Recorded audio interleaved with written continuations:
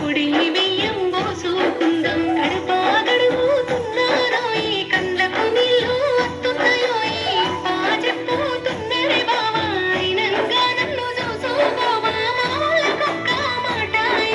మారారిగా చూసుకుంటాను మళ్ళీ కాచునుడా అత్తగారిల్లు చేరుతున్నా అందరూ నా వల్లే అనుకుంటా ముళ్ళు వేసిన ముచ్చట ముత్తుగా